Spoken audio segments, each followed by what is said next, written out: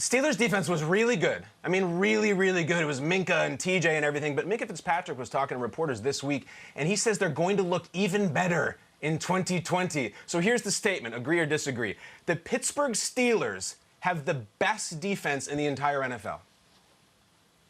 Agree.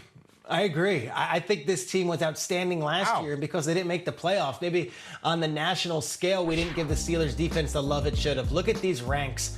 Points per game, of course, it was 18.9. Their quarterback was throwing 5 interceptions a game at some point. Passing yards allowed third, but takeaways first, sacks first. This is the first time a team led the league in takeaways and sacks and didn't make the playoffs in 50 years. They add so much talent up front, and they're only getting better. Of course, we know about Watt and Hayward, but I think you bring back Bud Dupree and what he can do. And of course, on the back end, Minka Fitzpatrick shored things up. I loved what the Steelers defense was doing last year. Single-handedly kept them in games and won them games last season. And that was without Big Ben at quarterback. So I will go on the record on August, whatever day it is, and say, yes, I think the Steelers have the best defense in football. Do you agree with me, Kyle Brandt?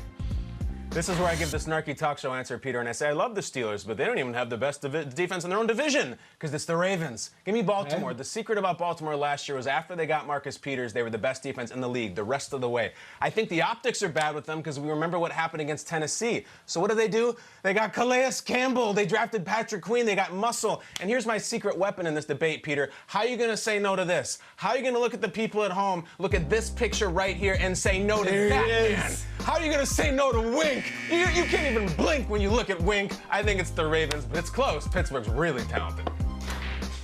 There's no bigger Wink Martindale fan than me, and I agree they got a lot better. Steelers-Ravens, it's nice to have that rivalry back, and it should be great this season.